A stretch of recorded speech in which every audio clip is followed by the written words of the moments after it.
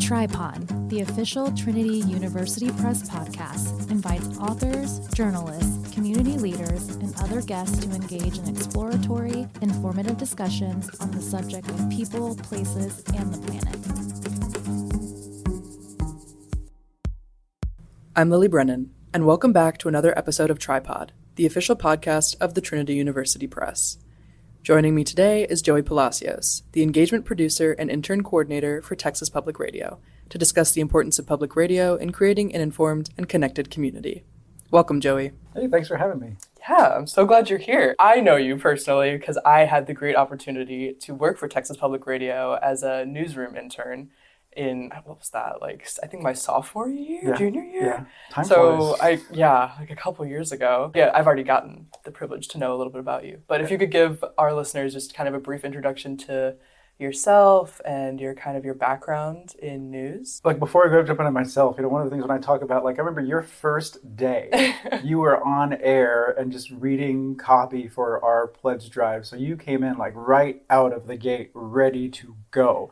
And I still tell people about that. When interns are starting out, it's just to see how much you've excelled right now that you've graduated. It's a very proud moment. So about me, just to mention, my name is Joey Palacios, and I'm a lifelong San Antonian. I've lived here, maybe I lived 6 months maybe in Florida when I was working for Disney for a little while when I was in college.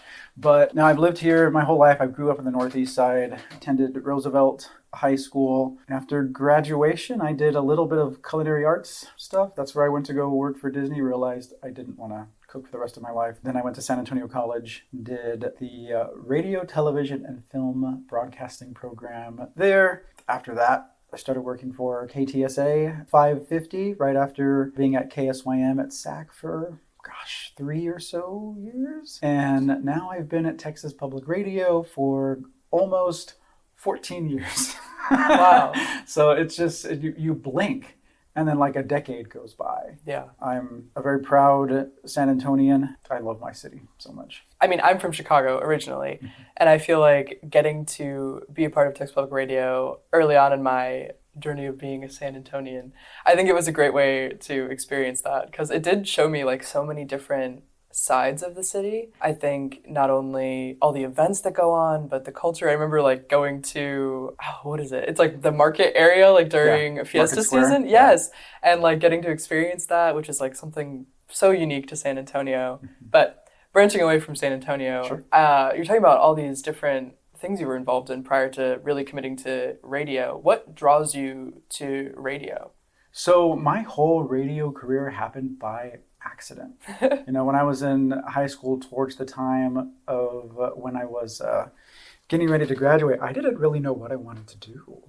And so a friend that I had at the time was really interested in culinary arts. And then another friend said that they were going to go to the Cordon Bleu in Austin. Saw the price tag for 1 year and we were like, oh, okay.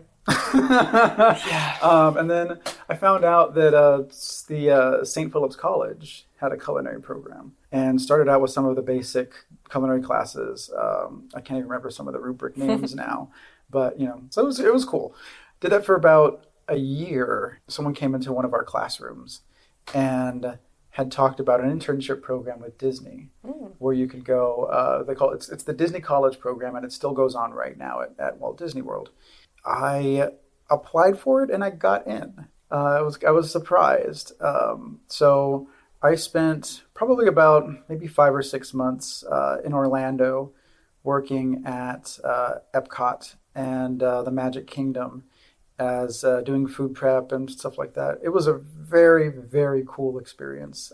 Especially at the time I was a big Disney fan, and still are. Yeah, and it was one of the really coolest experiences of my life. The friends that I made there, and there are still people that enroll in that program today. What I learned about myself, though, is I don't know if I want to do this. I love to cook, but I don't know if I want to do this for the rest of my life. One night after coming back, I was online. There was somebody that was running an online radio station, and they called it virtual music radio.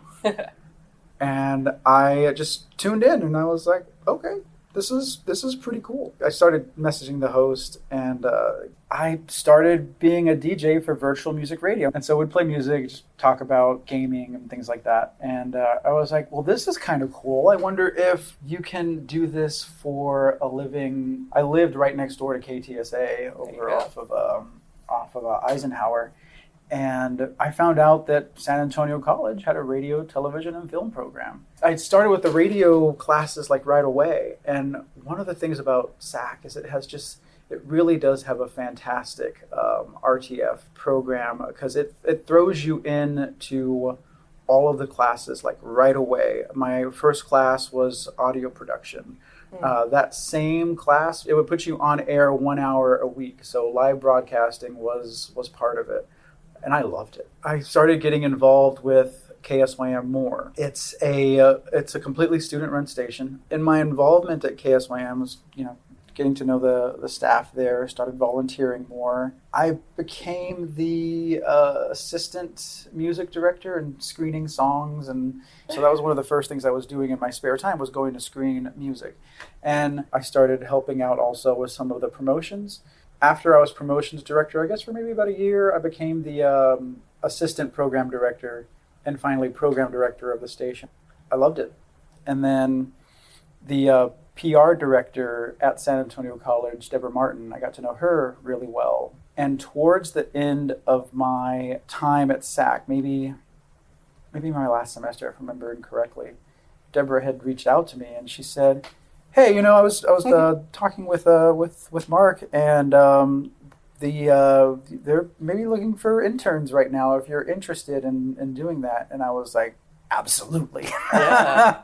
So I had sent Mark a message, and long story short, I know I tell very long stories, but I got to chat with him for a little while because he invited me to come to the station, gave me a tour, asked him about the internship, and he said, yeah, here's the application. I took it, I filled it out. A few days after I turned it in, I get a phone call to come in for an interview. He actually noticed on there that, I noticed you kind of checked everything off here except for news. Except news, yeah. And he said, well, we kind of need some help in the newsroom right now. I think going off of that, if you could, I know you mentioned you haven't said all that much about your position, but I'm also curious to talk about sort of the history of Texas Public Radio. Mm-hmm. Not necessarily we were established in sure, yeah, no this problem. day, but where they were in the past, mm-hmm. and then where maybe you kind of enter into that. Sure. And maybe how things are going to be looking towards the future.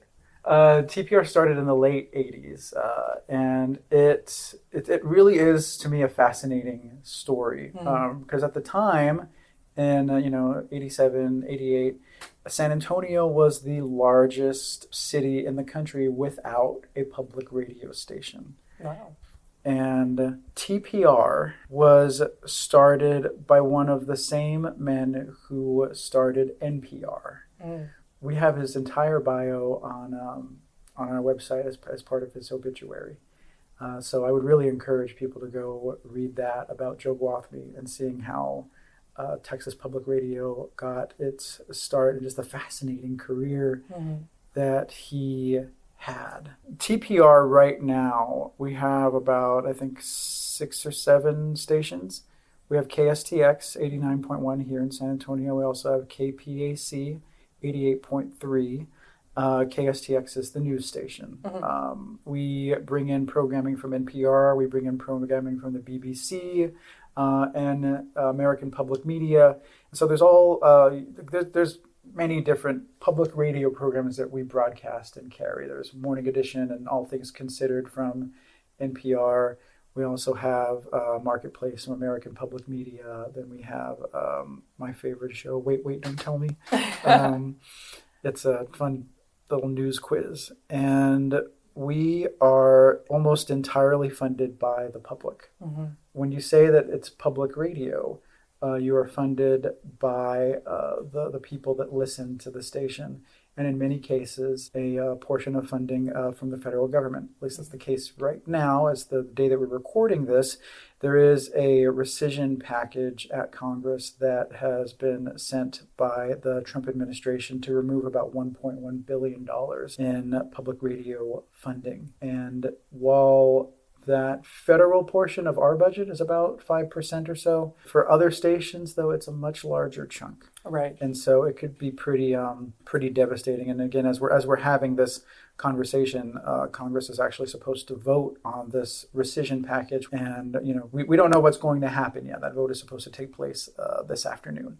So one of the missions of Texas Public Radio and the other stations that we have to fill in the parts of the state that did not have access to public broadcasting. Mm-hmm.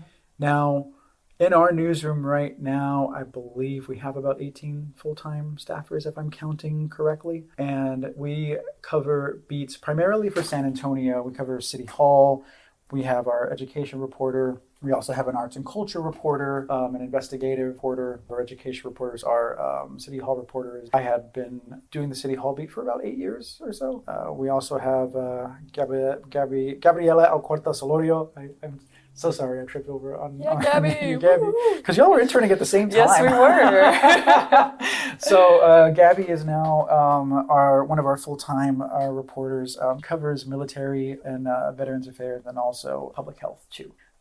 So the reason I mention all of that is, we have a dedicated newsroom that is here to serve people of San Antonio. As I was mentioning, one of the reasons TPR was founded was to help fill in the parts of the state that do not have access to public broadcasting. Now, the stations I was mentioning a little while ago, you'll notice that they're not the major cities, because every major city in Texas has its own public radio station that is separate and outside of TPR. We all operate almost as one big newsroom, even though we're separate, called the Texas Newsroom. And it is a special project that was created through NPR that we work in conjunction with. And I'll note that, this may be surprising to some folks, but NPR does not own any radio stations. NPR does not own a single station in the country. It's a nonprofit, just like us. It's a network. Yeah. So it'll provide content that all the different stations and country will pick up. So the reason I mentioned the Texas Newsroom is that we all collaborate on stories.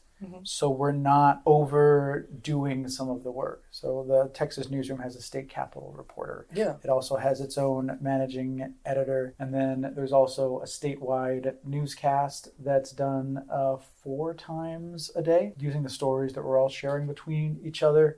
And then produced out of Austin at KUT is the Texas Standard, which is the statewide news show. And again, that's where a lot of that feeds into. And then in turn, each station can call up NPR to be like, hey, we have this story that's going on right here. We think it would be very interesting to a national audience. And it's just a really, really great system. Every system has its flaws, of course. But for me, I've had very good experiences with it. I think it's also so critical to individual listeners, because I think a huge concern for a lot of modern radio listeners or virtual media consumers is that misinformation is kind of everywhere. And what radio stations can you trust? What importance does that have to the individual listener? So that's kind of twofold. The first part being is that news has evolved so much over the last 20 years or so that people don't have to wait for the on-the-hour newscast or the 10 o'clock news to get information. Now, everything comes through on your phones, through push notifications, through breaking news updates, through social media. So when it comes to finding who to trust, it's up to each individual person. Media literacy is something I think that's been lost over the last maybe 10 years or so, because there is so much information out there that for folks that don't know the editorial process when it comes to creating a news story. For us, before something goes out over the air, it's gone through at least 3 people before it's published and ready to go. If I'm writing a story, I will do some initial research, reading government documents, and then see what's going on, and then find people to interview for it. So at that point, if I found something that I wanted to report on, I would tell my boss, I'd be like, hey, the city is going to, I can think back maybe to an ordinance that they passed before it became a state law called Tobacco 21. So the city of San Antonio at the time, and the Metro Health Director, Colleen Bridger, was trying to pass this was pre-pandemic, trying to pass a ordinance that would limit the sale of tobacco products to people who were 21 and over. And so when I found out the city was going to do that, I went to interview Dr. Bridger about it. Trinity University Press is a mission-driven publisher committed to civic engagement with timely ideas facilitated by the publication of print and digital books, related media, creative and educational programs, and other activities that help us all better understand our place in a crowded world. For more than 50 years, Trinity University Press has published more than 225 titles and organized thousands of events, all focused on broadening our understanding of many impactful subjects, from human relationships with our physical environments to social equity and justice. For more information about Trinity University Press, visit tupress.org. At that point, I would write the information that I had and then include a quote from Dr. Bridger. And then, it was going to impact businesses as well. So then I went to go interview the president of the Association of Convenience Store Realtors to get, their side. Because, convenience stores, they sell a lot of cigarettes. Of course. Sell a lot of tobacco products. So for them, they were adamantly against it because they felt at the time that it was only going to impact the city of San Antonio. It wasn't going to impact the smaller cities, like Leon Valley, two convenience stores across the street from each other. Yeah. Like if it's in San Antonio, they couldn't sell cigarettes to somebody who was under 21. And then, right across the street, if it's in Leon Valley, then they still could. Right. So there were some of those things you want to report on and get the nuance on.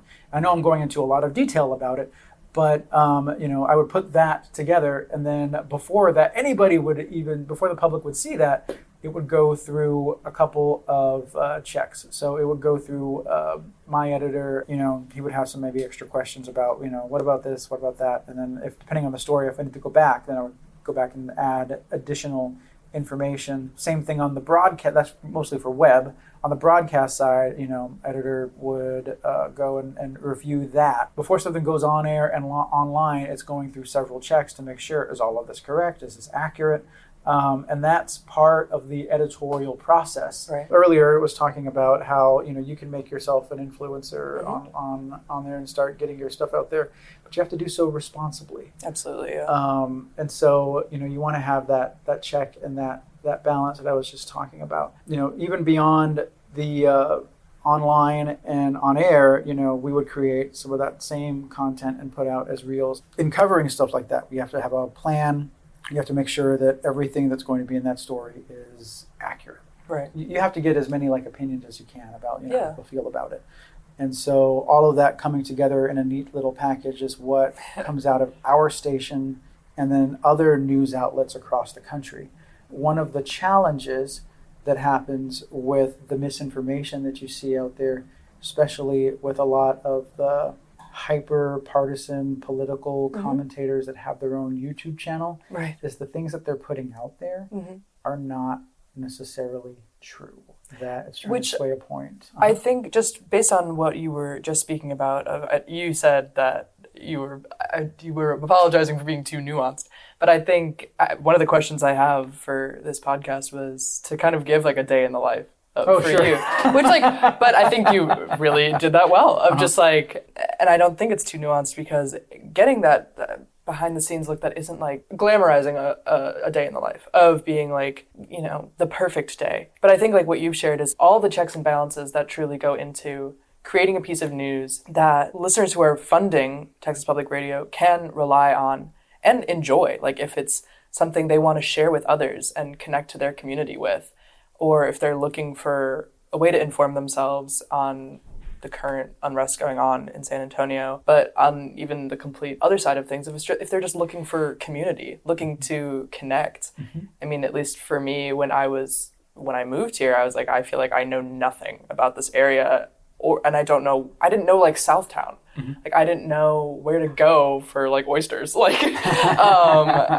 so I think that's another piece of it where it's beyond the day in the life sort of aspect of things and the checks and balances that all go into that. It's how are we informing communities and what is the importance of having an informed community? And I think talking about the more serious aspects of that, staying safe and knowing who to rely on as your representation, especially as a City Hall reporter or a former City Hall reporter, was huge. To just be notified of things that I think Texas Public Radio does a great job of including the very diverse area of San Antonio. And with such a wide reach that you have, your audience is huge, which as you were talking about before, I think a lot of people don't know that. They think about their individual station, maybe where they're living, and they think that's that area's whole station, let alone that area is in communication with NPR, is in communication with the BBC. Like, that's not something that people think about.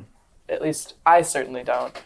I think I'm still very much in the beginning stages of finding what sources I enjoy reading or listening to. Over this last school year, I got to work a lot with KRTU through the audio production class, which is Trinity University's radio station, and getting to see their process and things like that. And so now that's a station I enjoy, and I'm kind of collecting those things. We've already kind of talked about what's important with being informed as an individual, but how do you think those people can come together to then make a more informed community? And how do individuals get connected to their community through public radio? And why is that important?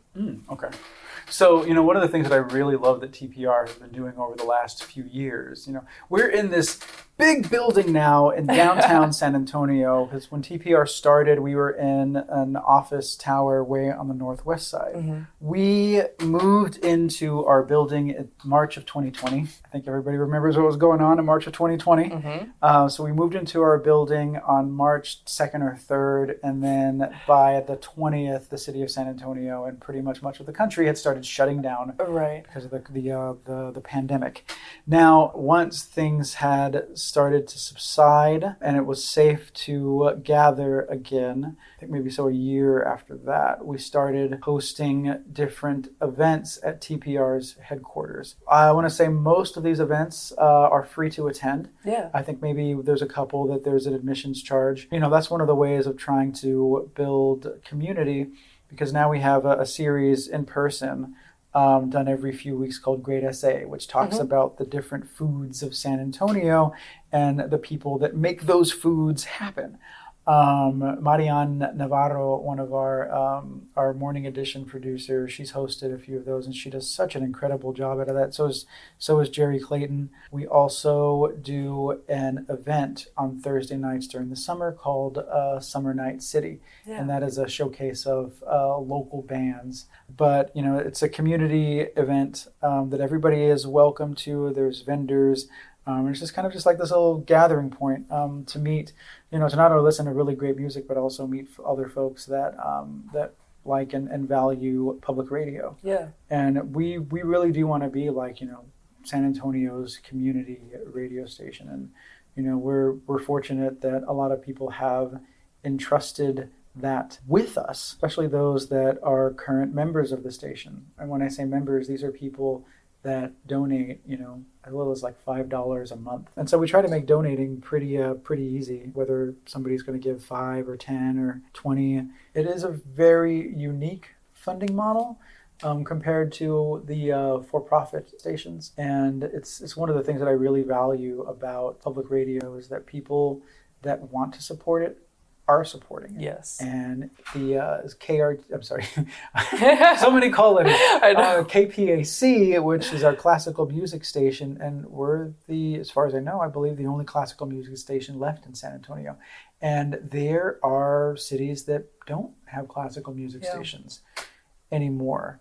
KRTU does have a classical music station. Oh, good. I'm glad to hear that. Because that's what they started with before they became a jazz station, because they were classical music. So I think they have that just because it's essentially a holdover from their history. And then even now we'll do classical music performances live on air, which some of the performers have said we don't have any other cities that really do this, or don't know any other cities that can, because we'll have whole ensembles like set up in our little performance studio. Yeah, I got to see. It was during like the Christmas season. Those singers from the Naval, was it the Naval or the Air Force? It could have been the Air Force Band of the West. Yes, I know there was a few of their, it was like a small group of their performers were in the studio where like the classical music performances like have been, and I got to like sit and watch them sing, and it was awesome. And I think that's a good example from like what you're bringing up of the classical music station. I think it's like what you put in, you get out of public radio. And I think the more you engage with it, the more things you'll become a part of, either through finding like subgroups that like follow those channels, or even like I got to work a little bit with The Source, the show for Texas Public Radio with David Martin Davies, and getting to listen to callers calling in about whatever topic he's discussing and seeing people so passionately engage with their community's politics, culture, things like that. It was really heartwarming to see, because I think at least everyone feels somewhat separated, and people hesitate to engage with others as much as they did maybe before the pandemic, and even further back before that. I think people have become less neighborly, less community oriented, but I think Texas Public Radio and public radio in general does a great job of reminding people that we're as strong as our community is. Like, we are as informed as our community is. And I think there's so many positive ways to engage with it. I wonder what you think the broader impact of that is, of continuing to champion a community and good quality news. You know, because this podcast is ideally outside of San Antonio and, you know, maybe to a broader audience, I would hope. What do you think public radio, you know, can do for a broader audience? So an informed community is a thriving community. An informed community helps make the decisions that are best for people all around. That's the ideal. This country is a democracy where people will vote things up and down. You know, one of the duties of public radio and just news in general is to inform people about the impact that it's going to have. There are folks that say, "Oh, I don't watch the news," or "I don't want to be depressed with bad news." There is the saying that no news is good news. Yeah. I don't necessarily believe that, because there are good stories out there that can be shared, and then, you know, when it comes to the impact that certain decisions are going to have, you know, you have to have that neutrality in there to explain. You know, I've spent a lot of my career trying to walk in this middle as possible in every story that I've done, and trying to get both sides of, not even both sides. It's always more than both sides, to help paint as accurate as a picture as to what's going on as possible. Right. And I believe that like 90% of journalists, 99% of journalists, that is the mission and why they do what they do. People that are really, really committed to that craft. There are, you know, commentators out there who will put out misinformation and things like to benefit one side or the other on something. And individually, it's up to each person. Start kind of having conversations on what's important to them. I mean, the smaller side effect, but devastating in of itself, is people steering away from news in general just because they're fearful that they are going to be misinformed, or like if they see something that they're passionate about and they want to share that they're going to be greeted with an alternate perspective that's could be false, could be true, but it's like you have to, I think I'm understanding what you're saying of it's very challenging to put yourself into an atmosphere, an environment where you're being confronted by the fact that you might be incorrect about something that maybe you've believed for a long time. But equally what you're saying is that by getting a wide array of information, you're allowing yourself to be prepared for any kind of conversation about that, any kind of experience where that topic might come up. It's not necessarily that you're developing your own opinion column. It's more so that you're prepared to be empathetic and understanding of others on a global scale. Right. Yes, as an individual by being informed. Yes, as a community by knowing what your town, your street, your neighbor is going through or what they might be concerned about. And then globally, what we're all dealing with, just by making the small choice to not only watch KSAT TV, or like, you know, not just get my information from somebody's YouTube channel or my social media, by taking that small step to be like Googling who owns the article that I just read. Right. It's a small action with big consequences. Similar to putting misinformation out is a small decision, a small typo with huge consequence. I think that goes to show how important your position is, and it's clear that you're passionate about it, you've been in it for quite some time. But with all that's going on right now, where do you think the news you're involved in is heading? So for a long time, when students would ask me this as part of the assignments, because when I was in school, I had to go interview a media professional, and the same instructors are still sending out those same assignments, and those students are still the students will call me up every once in a while to be like, somebody recommended I should talk to you about this in interviewing a professional. The reason I say that is that 10 years ago, when someone would ask me the question, where do you see the media going? I have a firm belief that with radio, terrestrial broadcasting will always exist in some capacity because you need it. You have to have it. You can't be completely dependent on the internet to get your information, because sometimes the internet goes out. Yeah. And, God forbid that there's ever some major incident where the internet is out, and for long periods of time, that maybe not being considered. A lot of information does come out online, and it's through just lightning speed. Right. One of the challenges that media outlets have right now is adapting to survive in the way that people are getting their information. And right now that's through push notifications, shares, people sending things out through DMs. Most people are going to get their news first. Most people are going to get their news first through, I really want to say, social media or the internet. Yeah, I would agree. And that's something that, in my position now, I'm the engagement producer, so I produce a lot of the social media content for our newsroom. And every outlet out there has to do that. As much as I hate to say it, if you're not online, you don't exist. Yeah, I'm struggling with that currently. I really hate saying it that way, but that's just where people will get their information now. And so every news outlet has to have a plan to adapt and a dedication to adapt. So helping get our stories and our information out there just feels really good. I hope and feel like it's creating a better informed San Antonio and Texas, and really anybody else that wants to read our stuff.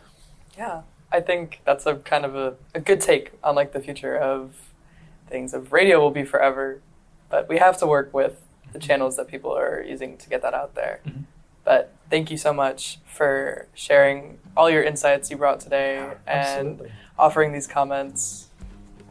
Yeah, thank you very much for having me. And again, I am just so happy to see how much you have grown over the last few years. And I know that, Lily, you're going to have an absolutely incredible career. Thank you so much. I appreciate that. Thank you for coming. Absolutely. Thank you.